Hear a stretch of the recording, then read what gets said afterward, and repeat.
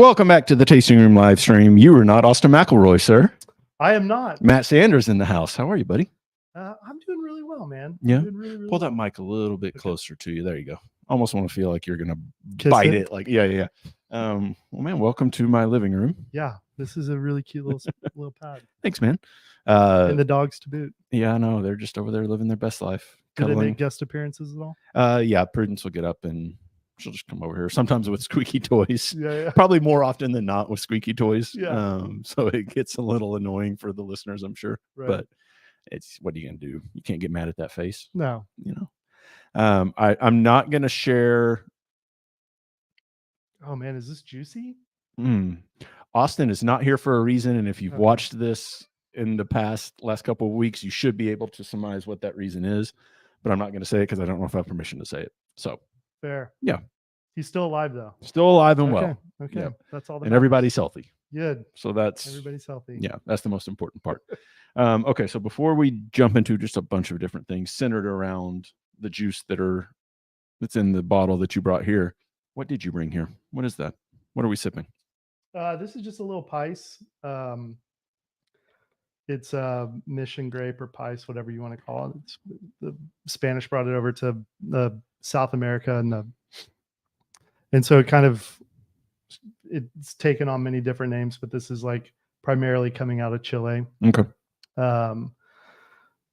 Super delicious. Like sometimes they can be a little weird and kind of smoky, and I've had really, really bad ones. Oh, this one's good. Yeah, this is really tasty. Yeah. Like easy Pinot Gamay-ish.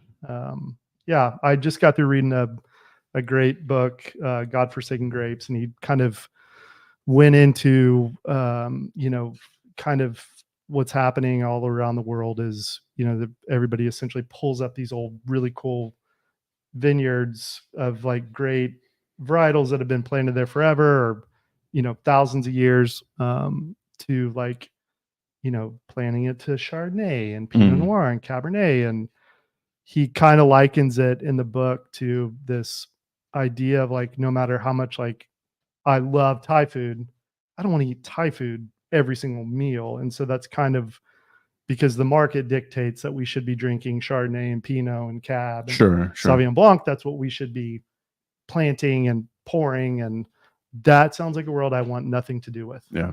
And so, it just kind of got me on, another sort of trajectory of like trying to find these super unique varietals from all over the planet. And Like you needed another reason to buy more wine, right? Yeah. But we tend to find them, don't we? Yeah. For me, it's more bourbon. Yeah, Exactly. Yeah. Although the Flanagan wine might beg to differ. Yeah, But no kidding. Charlie's now back there This looks just like a doing his problem. thing. If it's not like a prop. No, it's definitely not a prop. yeah. It's he makes really good wine. Oh my God, these wines are beautiful. And so all of my friends and close ones love the fact that I have this much Flanagan because Sure. I will on birthdays and Christmas and they'll get a bottle usually because I get multiple boxes a year. So it's, Good. the best I can do. You're a good friend to have. I try. So I'm going to do this like a movie. We're going to like start like more towards current time and then I want to go backwards. Oh, interesting. So Okay. and you'll follow along here. So if you know Matt, you probably know him from his old stomping grounds, which is just to this day one of my favorite. I mean, it currently is one of my favorite places in Tulsa, but especially when it was back at 18th and Boston, the vibe and everything that was there was just so unique and so cool. Vintage Wine Bar. It was your baby for how long? 18 years. 18 up until this years. last May. Yeah. Yeah. All right. So now let's go backwards. Okay. So yeah. Your infatuation and love for the grape juice came from where? So I've like honestly one of the coolest opportunities ever was the guy, my mentor that got me into wine. His name is Paul James. He was the gardener guy on HGTV forever. In my prior life, I was a personal trainer and managed Fitzo, the gym over on Brookside that no longer is there. RIP. RIP Fitzo. It just didn't keep up with the times, but it was a great gym, great clientele. But I used to train his kids, and kind of what where he kind of came in was like, he was giving me tons of money every month. And he was kind of like, I need to know who this person is that I'm, giving this money to. Yep. And so he had me over for dinner, and then they always are, and they still to this day always do Sunday night dinner. And at that point in his life, he had been collecting wine. And so I got this really cool opportunity to like come into his space and cook. I mean, honestly, some of the greatest meals. No offense to any of my friends out there that are chefs. Some of the best meals I've had in Tulsa have come out of that kitchen. That's awesome. And actually, those chefs have had his food, and so they know exactly what I mean. So anyway, so he always like paired wine with food. Like he brought his kids up, like to understand like that it's, it's meant to go with the food. And so he would talk about that and why. And so I just happened to be at this place and time with this beautiful human and his family. And so I got invited back and back and back and back and back all the time to Sunday night dinner. And he would always open up all these wines that he'd been collecting. And he got to that place, as we all do, that, if you collect eventually, just like this, you got to drink it at some point. And so he was there. And so I got to try like old vintages of really, really cool wines that most people at the age of 21 would never know what the hell that was. But then two, like that opportunity now in hindsight, still, I kind of kicked myself. And so that's kind of how I got into it. And let me pause you. Do you remember one that you didn't try that now you're like, son of a bitch?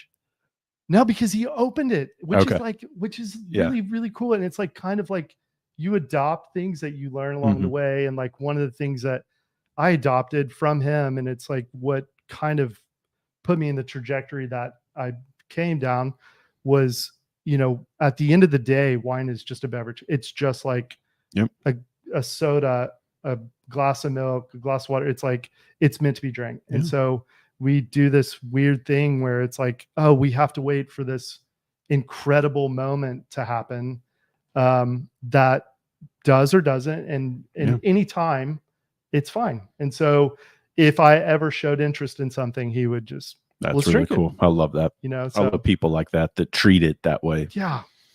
Most of those bottles, except for the ones I've picked up this year, have been opened, Yeah. And that's the point. Like, what's the point of having them if you're not going to drink them? And a ton of collectors that have these bottles specifically on their back bar, and they will never open them.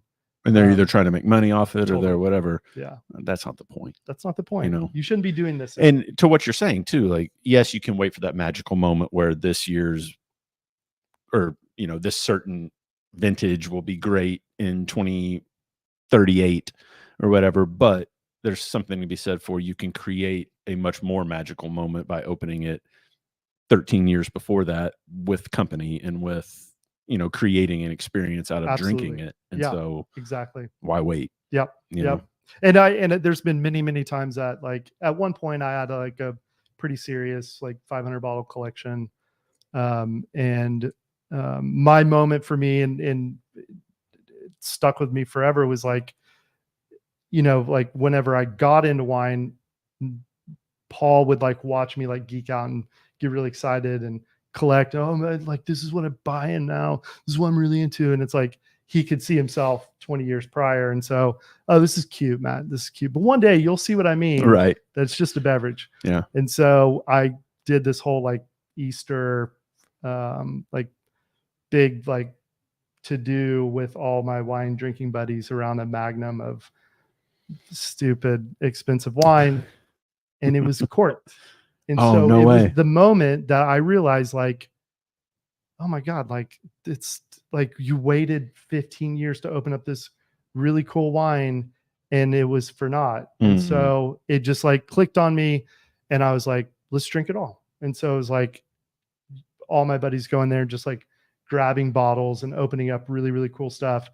And because you could never drink the 500 that you had there. No. But we did some damage that day.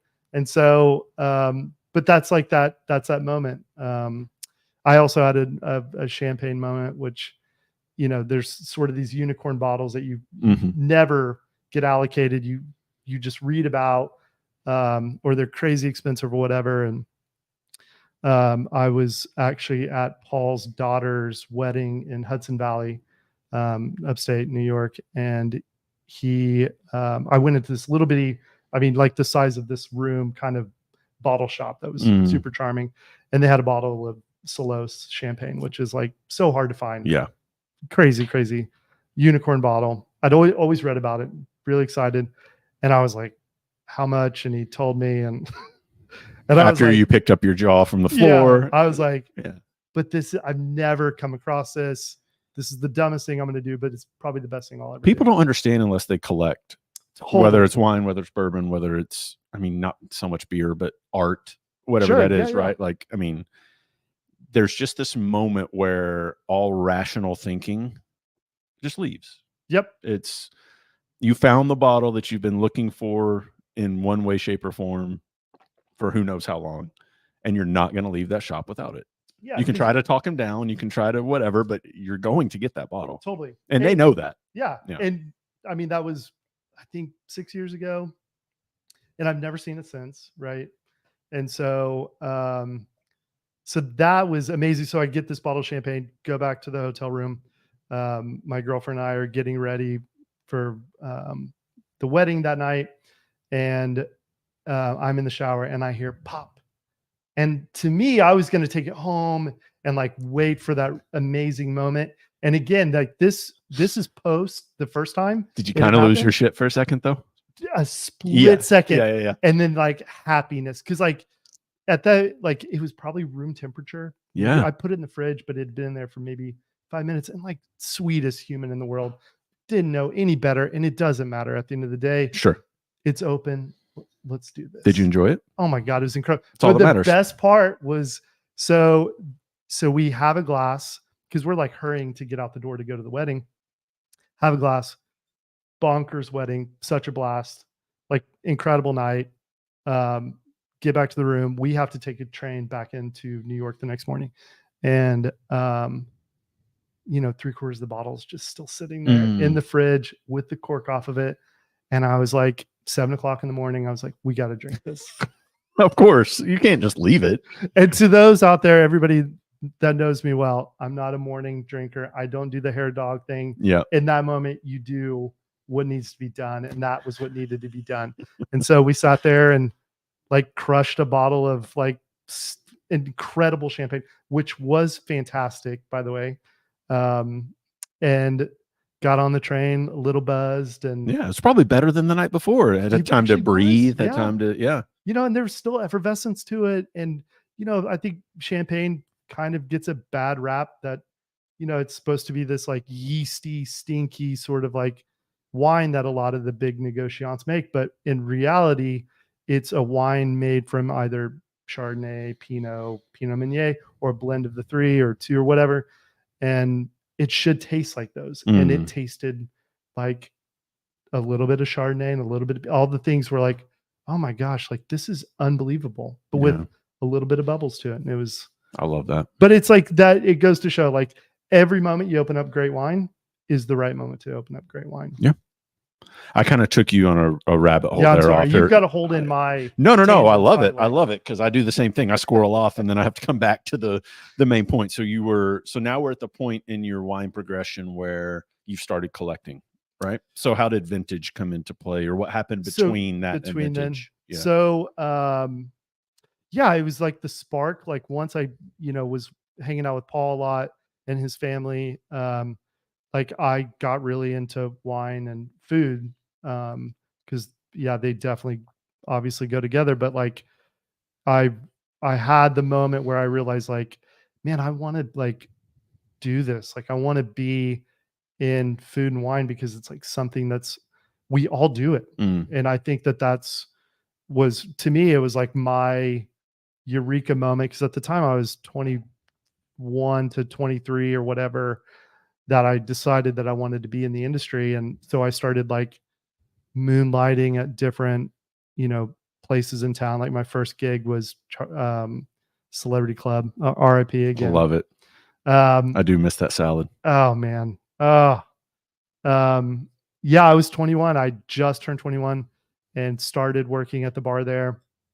One of my most memorable moments in that place was that weekend. It's like someone asked for like a flirtini or something, and I was 21 years old and knew nothing about, like, they just threw me in the weeds and was Sure. like, figure it Sink or out. swim. Yeah. Yeah.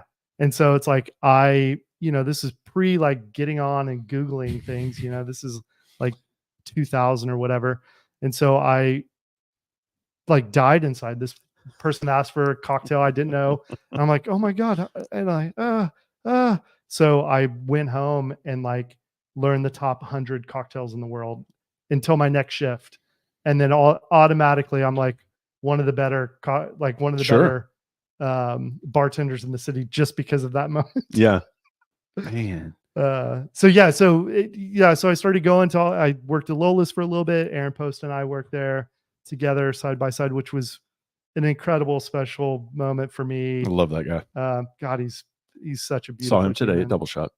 Oh, Yeah. And yeah, so he, is so diligent in his work and everything that he does. And he was at that point. I think I would have to ask Aaron. I think we left around the same time. But anyways, I was working at Lola's with him one night, and John and Sherry Duvall, they were partners at Vintage. Vintage had just been open for like maybe 6 months. It was Vintage 1740 back then. Now it's Vintage Wine Bar now. And they were members at Fitzo. So I knew them well. They were sweetest people, still sweetest people.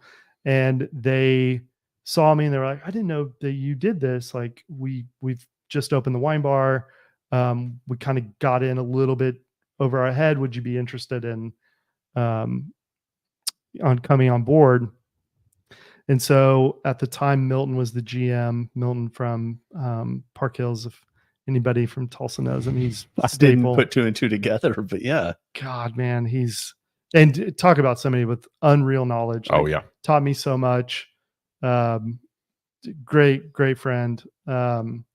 So he was GMing at the time, and they needed somebody to be kind of boots on the ground that was there going to be at night. And so, it was the sort of honeymoon phase of Vintage. And so we were slammed all the time. And, you're at the time, it was like, there wasn't really a lot of like adult bars. Kind of the idea that they had with Vintage was, they wanted it to be a place that women felt safe, and which like obviously went with the aesthetic of like sort of the feminine feel. But then it was the first non-smoking bar in Tulsa. No kidding. Which is hilarious. That was 2004. Wow. And so those were the two things that were like, we want this. Well, no wonder you were slammed. Yeah. I mean, yes, the bar was cool and the drinks were great, but I mean, yeah. You don't want to smell like a lit cigarette when you leave. Where are you going to go? Yeah, exactly. Yeah. Exactly. And so it spoke to obviously an incredible audience. And so I started picking up shifts there, and then they brought me on full time. I left Lola's, and then they offered me the GM job, and that's kind of how I kind of came on to Vintage. And it was a mess. Like, God love the people that were working there at the time. But it was like, there's stereotypes that go along with. Oh, sure. And some of those are true. A lot of them are true. Are rooted in fact. Yeah. Right? Yeah. And so we didn't really have that, because like Aaron and I were fairly straight edge at the time. And like, it was like, we went to Lola's and worked and then got out of there. It was like, it wasn't a party place or whatever. So Vintage had like a moment of like party place, and I was like total square. And so whenever I came in, took over, it was like, let's clean house a little bit, and got a little bit more serious into wine. And yeah, it worked out really, really, really well, actually. It's really funny.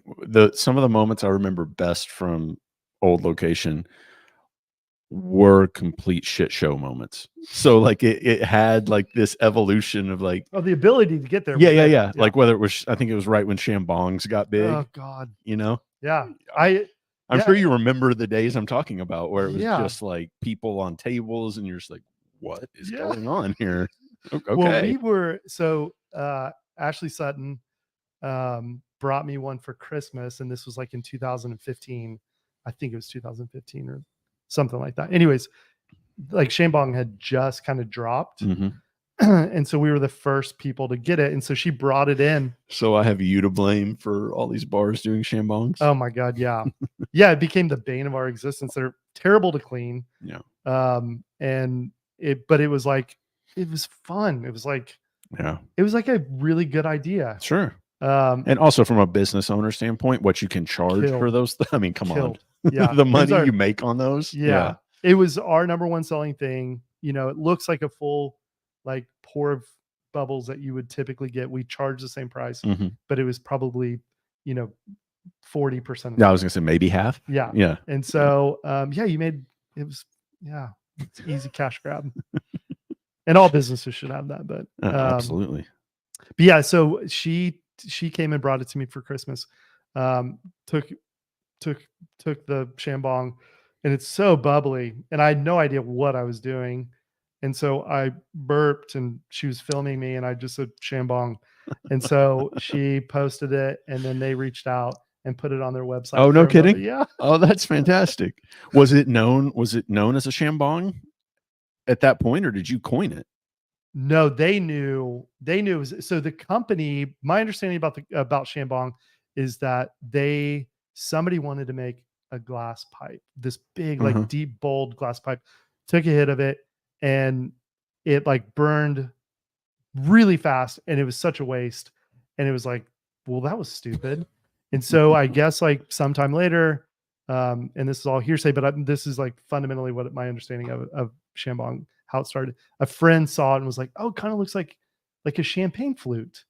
And there was like this dumbest, like fall back in the money kind of moment in time for these people. Yeah.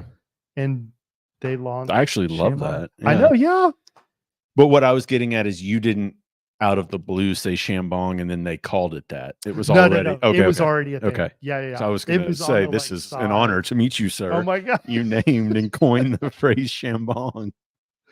And then it was kind of crazy. Like talk about those shit show moments. Like we, had done Rosé Party for a very long time, and Shambong not that year, I think, but the following year, they sponsored us, and so they sent us all this paraphernalia and like I might have been at that one. Yeah, that was fun, and we went through 10 cases of sparkling wine that year.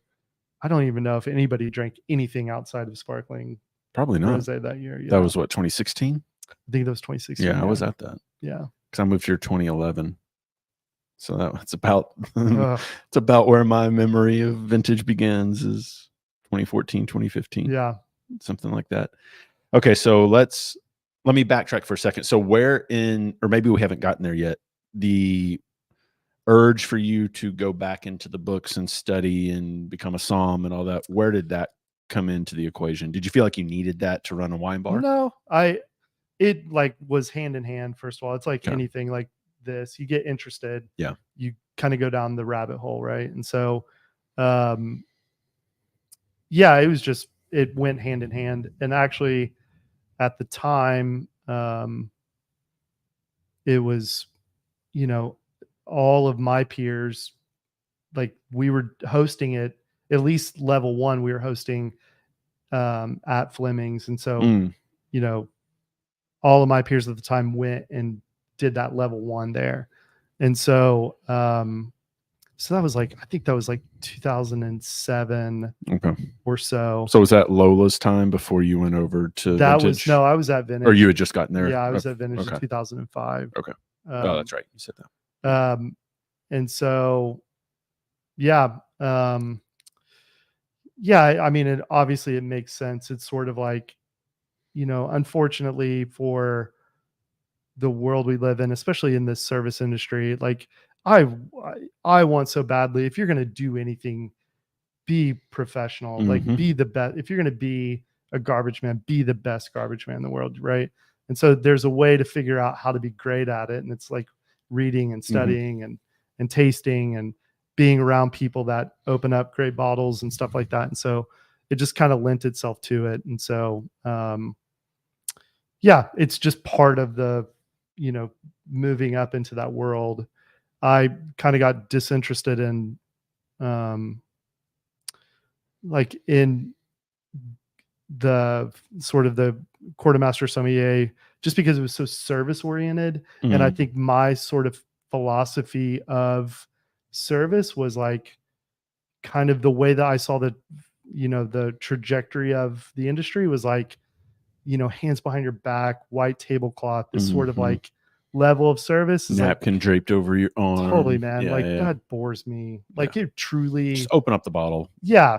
drink it. Like if you want to go toe to toe and talk about like all of your knowledge, that's where like I felt like the the the knowledge itself went to. But like I wasn't trying to Yeah, be this pretentious I get that. guy. I wanted to be like it already. You being a beer guy, you fundamentally understand this. Like the difference between beer and wine is it's about the price point. Oh, Like 100%. Yeah. you can drink the greatest beer in the world because it's cheap. You're out $8. Yeah, I mean, exactly. like, what, With wine, it's different. So you Yeah. go into it and everybody's so afraid that they're either going to be wrong of what they're going to say, or Mm, I just spent $40 on this bottle of wine that I don't know if I like it or if I do, and so I really tried to always like be the guy that, it was about you. yeah. They would typically people typically would be like, "What does Matt think? What does the wine bar guy think?" And my thing was like, "It doesn't matter what I think. Do you like it? If you like it, then Yeah. good for you." Where I utilized and took advantage of our friendship for my Oh, palate God, I know where you're going with this. was once no, but it's once I knew, like if I knew I liked a varietal, that's where I would start. Mhm. And I would text you or call you and be like, okay, I know I like this. Totally. Where should I go? Totally. Should I stay in that lane? Should I, I would have never had did you say it was a Pice? Is that how Yeah, you say it? pies. Would have never grabbed that bottle. Sure. Because I didn't know the profile. I didn't know what it was like, but Yeah. I love Gamay. I love what that tastes like, Yeah. And so you're very good at that. And I mean, your wine. So of Yeah. course you would be, but I mean, that's what I yeah. do. Yeah. So Yeah. it's like, and I feel Where did like, you think I was going? oh no, because you would text me and be like, "Hey, can you put together Oh, yep. a I case or would. whatever?" Yeah. And I would feel so bad because I wouldn't get back with you. Oh, no. No, I wasn't going to call you out on here Yeah, and be I'm like, you like, asshole. You the didn't hot know." seat. No. No, I appreciate you doing that. But it was also during wasn't it during COVID? I think so because that's And a when we little bit launched, like, before probably somebody. Yeah, too. But yeah. yeah, No, you've always been great. I mean, look, when I text friends like that I know are busy, I don't expect immediate sure. gratification of yes, I'll get that box and have it ready in 15 minutes. It's like, no. But I do Come on. want, like, I have to say to you, like, I appreciate that so much because you could go to anybody and like that's an honor to me to like feel that respect from you. And so like I really do appreciate it. I think honestly, you know, you will always have to steer me in, but like I think part of like why I wanted to get out of that side of the industry was it was exhausting, um, being in front of people constantly and then having the accessibility to me and what I have. And so I think, especially if you're like an introverted type person by nature, sure. because most people look at me, and especially I go out a lot in quotations, or at least I used to more than I do now. But so people be like this extroverted guy, and it's like, well, no, actually, I'm an extroverted introvert. Mm-hmm.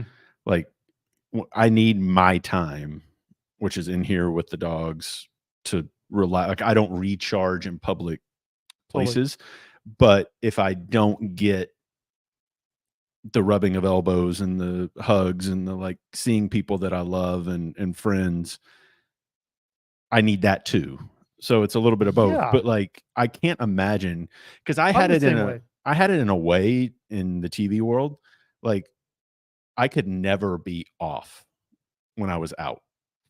Yeah, dude. And it's kind of the same thing, different world. And I don't, tell me if you had this. I used to love, people used to just make a game of it to try to come up to me no matter where I was you name the place it's happened in this town, and prove to, I don't know if it was to themselves or to me, that they knew more about sports than me. Oh, And I so love it was just like, all Oklahoma. right, come on, bring it. I love Like, you, Okies.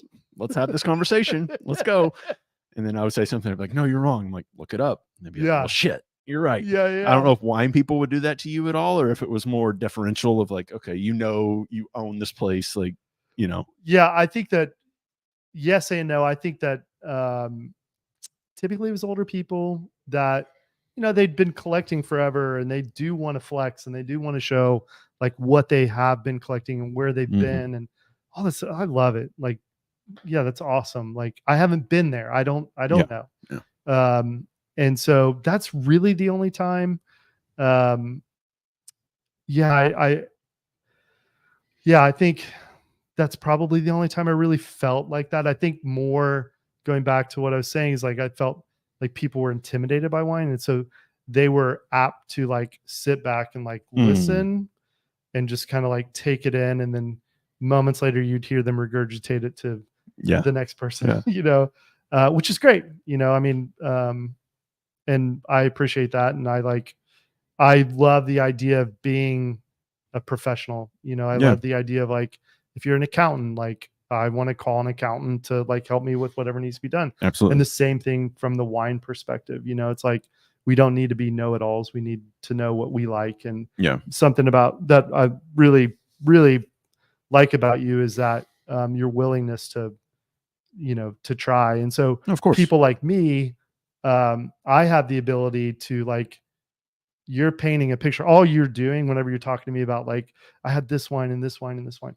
like I know what all that stuff is. Yeah. And so all you're doing is telling me like, this is the palette that I can see it like a beautiful mind in your mind, like all these things just like flashing up like, oh, I should give him this. I should give him that. I should do this. But very slow. Right. And no math. No math at all. So what, for those listening that are intimidated when they go to a nice restaurant and there's a sommelier and the sommelier comes to the table, what information, like how should you interact with a sommelier? What information should you give them? Totally. What's too much? What's not enough? What should you expect? What shouldn't you expect? Help us out. They don't know what we're doing. Yeah. Again, going back to what I just said, let the pro be the pro. Like that's the thing. Like one of my favorite things about travel is like, I'm not trying to work. I'm on vacation. Yeah. And typically, and God love all my friends, this is now they've gotten very used to the way that I operate, but they'll hand me the wine list and it's like, I'm not trying to work. Like, I'm thinking I want to do the fish. Let's talk to the somm, see what pairs well with that. But like, honestly, like let them do their job. Like, and there's nothing more deflating. And especially from my standpoint, witnessing it from like bringing up beautiful wine people that worked with me at Vintage, it's kind of insulting whenever it was just like, well, tell Matt, I want something. Just tell him it's me. He'll know exactly what I want. And it's like, you're taking away somebody's ability to do their job. Yeah. And it's kind of insulting, and it's like, you're there on a date, just relax, like sit back and like, let your experience unfold for you, because the places that do it right, it's about the experience. It's not about, so I realized like early on, like, there's always like something that I was into that I wanted, or the staff was into that I wanted the people to get into. And it's like, it's hard to bridge that gap if they're always ordering the exact same menage a trois, whatever it is.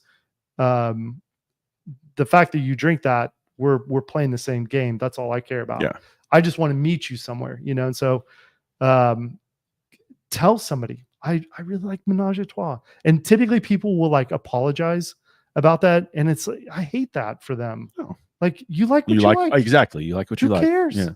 Like we all like dirty mac and cheese or whatever it is. We don't that craft box in the pantry. Yeah. I didn't want to call you out for that, by the way. It's in there. No, it's actually not. But we like what we like. And so it's like, tell them that you're into it. Like, I really like menage a trois. Judge me if you want. They never will. And then it's like, I understand your palate just from you saying that. I understand Mhm. what you want.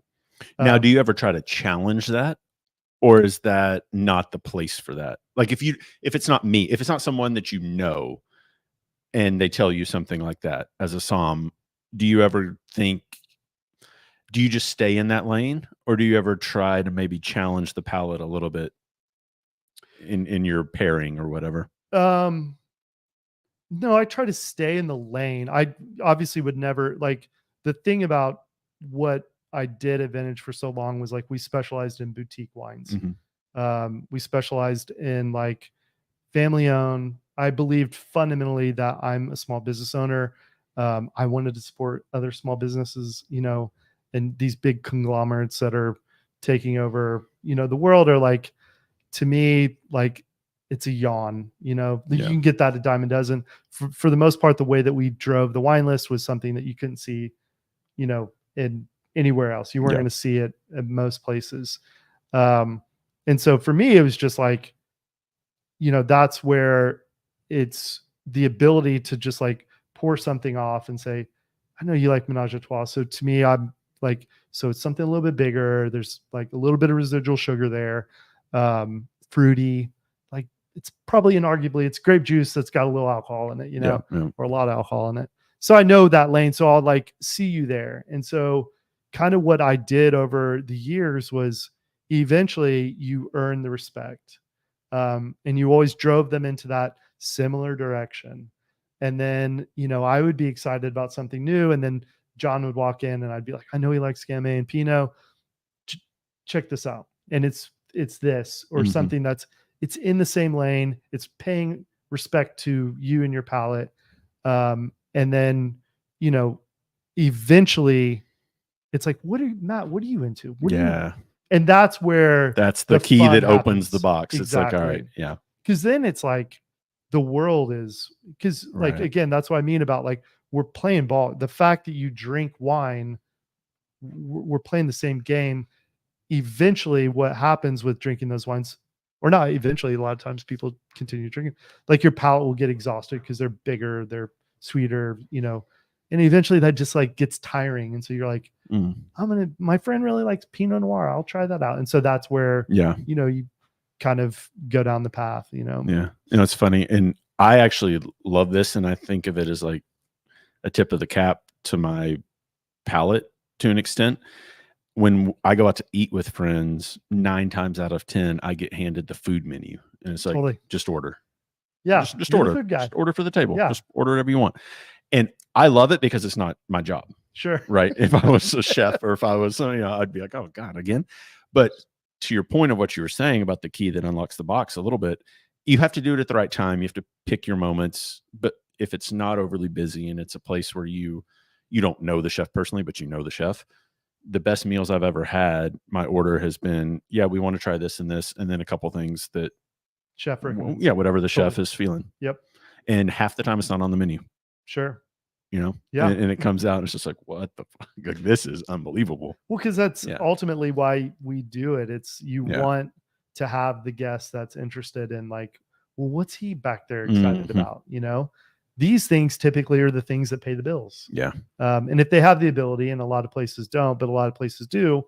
And if you can follow that, and I mean, the cocktail world is essentially that. You know, it's like you see the cocktail list and you see on the back bar that you've got mezcal, and you're like, well, what else is there? You know, and so it's like bartenders or mixologists, whatever you want to call them, they're like miniature chefs, but on the front side. And for I found though that like, and I'm not going to name any bars in this town, but you can catch, we'll call them mixologists, on the wrong night, where it's like you try to play that game where it's like, you know, she'll have a gin and tonic and I don't know, man, what's look good? Like what I'm at a loss. And then they just play that like bitterly mean game with you. Where it's like, well, I don't know what you like. It's like, well, I'm trying to tell you, like, there's really nothing I don't like. So Totally, like, what's, you know, well, you got to give me direction. It's like, this isn't fun anymore. Like, just give me an old fashioned. I don't know. Yeah. You know, it's like, I'm trying to like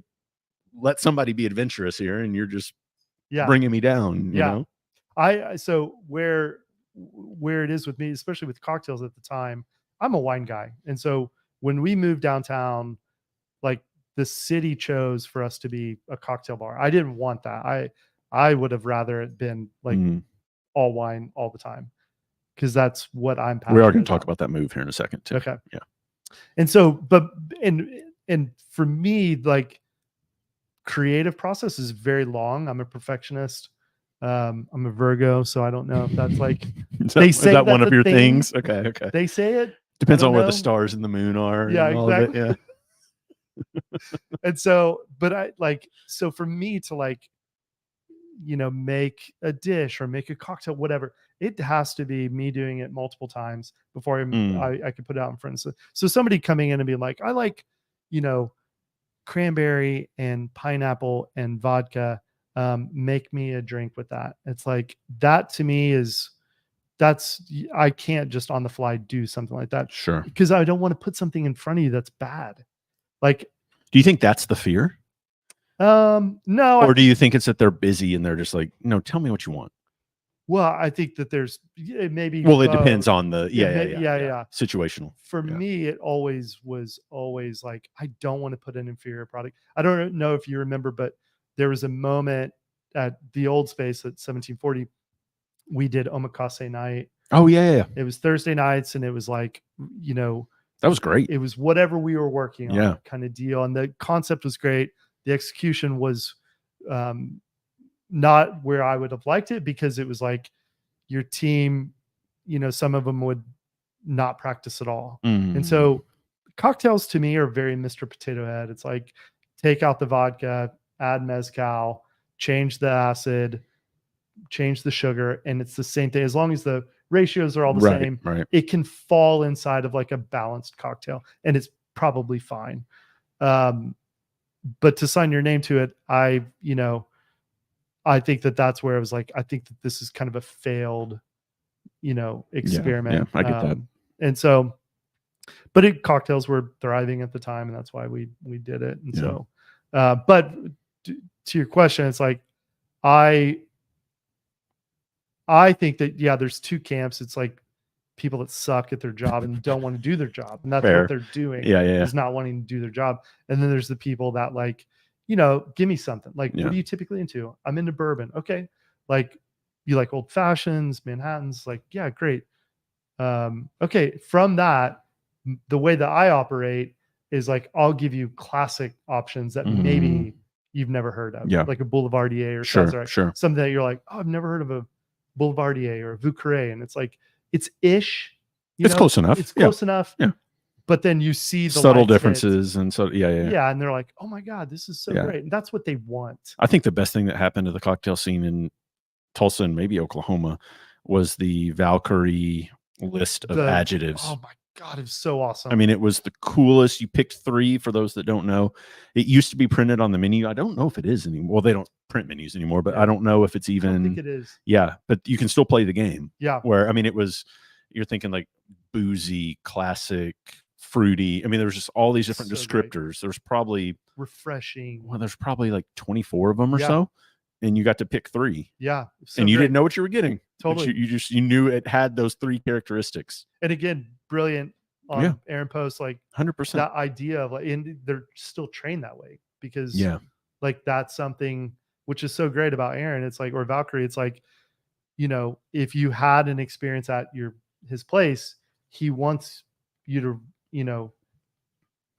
for you to have it again. And so for you to be like, I don't know, that bartender's not working tonight, like that world sucks, man. Nobody wants to like go into a bar like that. That's Jimmy's awful. Not here. Sorry. Yeah, exactly. You want a beer and a shot? Yeah. Yeah. No, I want my drink. And especially on that level, the expectations are high whenever you're creating experiences for people. Cause like at the end of the day, like what we did was, like we were selling wine. Yeah.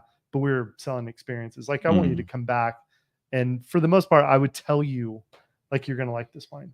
I would talk about it and, do it in a way that people would be like, oh my God, this is going to be exciting. If I would have just handed them a glass of wine without giving them any context, they would have been like, either I like it or I don't, or I don't know, I don't get it. Perception becomes reality. Absolutely. And if the person in front of you is professional and they say it in a way that you're like, yeah, I'm excited about this wine. Mm. It's so weird. I would never order this, but I really like this wine. All right. So at what point in Old Vintage's life cycle did the thought, idea, realization cross your mind that I might have to move locations? So that was, man, that was, yeah. So that was like 2017. I knew that we were going to renegotiate for the lease. I never saw eye to eye with my old landlord.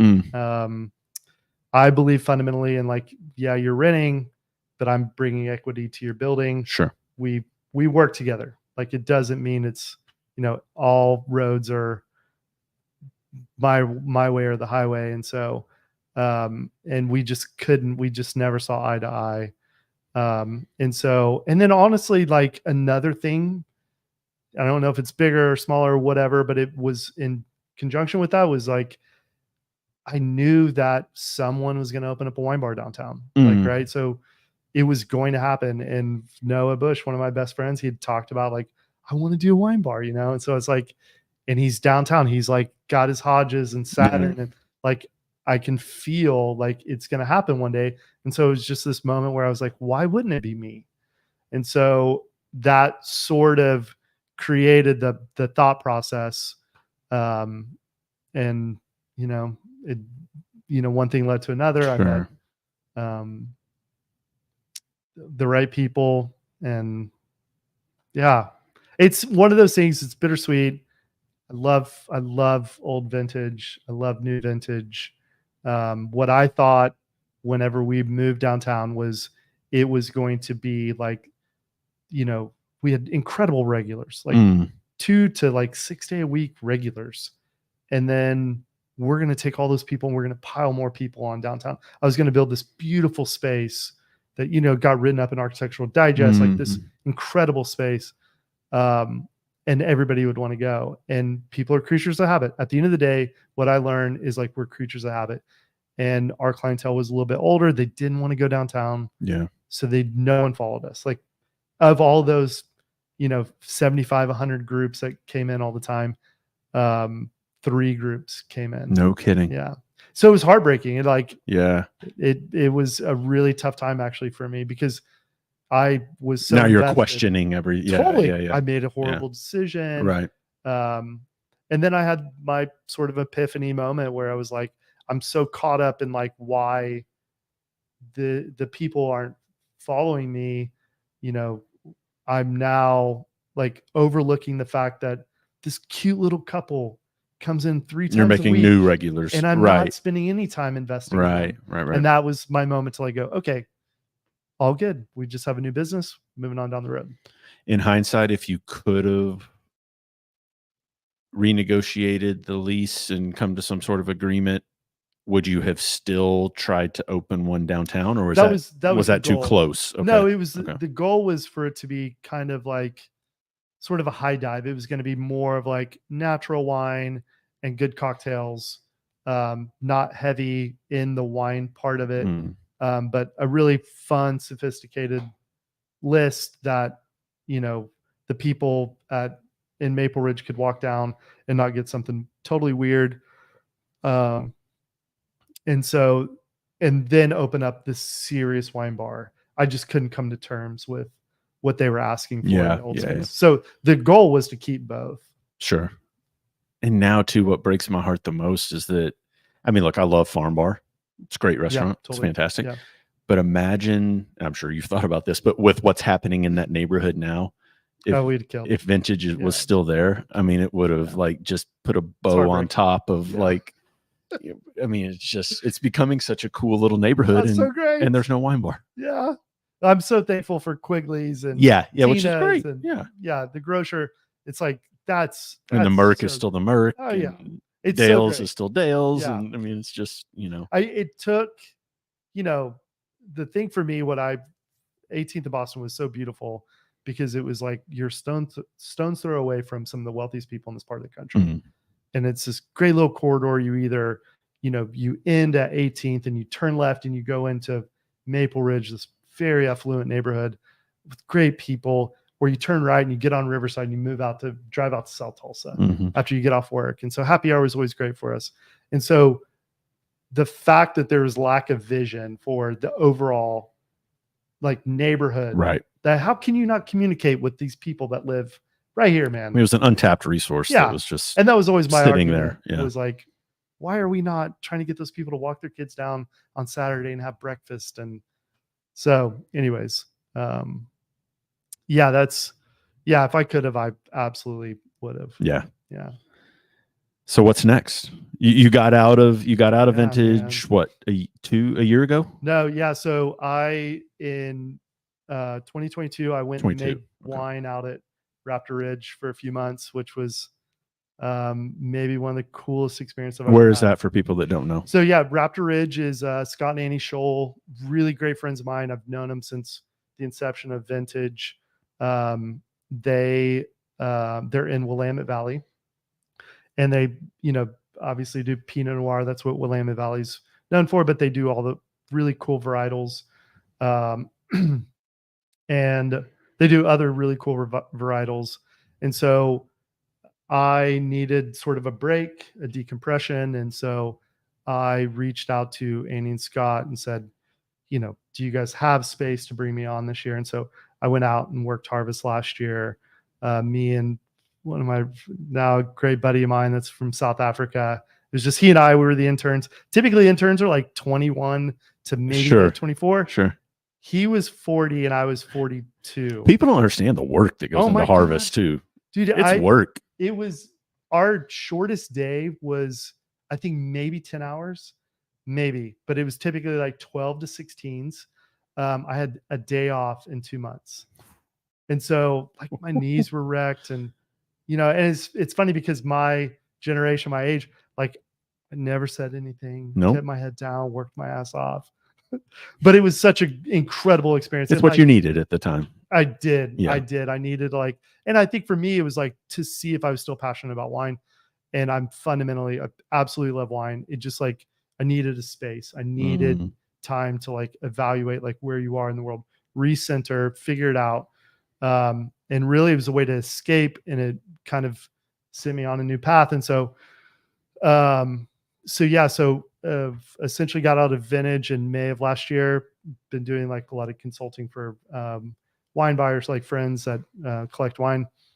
And then my fiance and I, for those listeners out there that don't know this, are moving to Jacksonville, Florida. So far away, man. So far away. But the good thing is I'll be here, I think, 2 to 4 times a year based on my new job, which is I just actually got my offer letter last week, accepted the job. I'm going to go work for Vine Street Imports. Ooh, so this is breaking news to me. Last time we spoke, you hadn't received that. Yeah. Fate, like whatever, like at the end of the day, I reached out to Aaron Meeker, a good buddy that he's the national manager of Vine Street, sales manager. And I was like, do you have contacts down in Florida? Like, this is what I'm doing. What I don't want to do is this. Do you have any recommendations who I should chat with? And he was like, whoa, hold on. Let me talk to Ronnie. Let's see if we can figure something out. So he called Ronnie and they chatted, and then he got back with me and was like, what if we brought you on? Like, we don't have anybody really representing Florida that well. It's the 3rd largest wine market in the country. And he was like, I really would love to get kind of boots on the ground down there. And so we chatted, kind of worked back and forth on it. And yeah, I'm like, their book is crazy awesome. So it's an import company. I'll work with wholesalers and like sell wine, only wine. It's like a lot of these companies, you've got spirits and you got beer, and I'm a wine guy. And this is like the perfect deal, and kind of the path that has kind of been on since leaving Vintage has been this sort of moments of like this is crazy pinch you kind of deals. And I again landed that moment again. So I'm really congratulations, excited. Man. Yeah, thank you. When I hear import, my mind immediately goes to like France, Italy, that kind of thing. Is Sure. that where the majority of the portfolio lives? Their portfolio. So he started in Australia back in 1999. Some Malbecs. Yep. Yeah. No, in Australia. Oh, okay. Yeah. Australia, New Zealand, South Africa, they do English bubbles, which are, up there with some of the best champagnes in the world.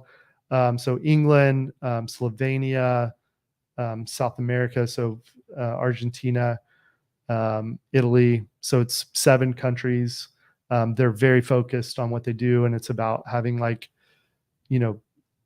precise, balanced, pretty wines, but like, not chasing trends, but like, being relevant, so they've been doing it for over 20 years now.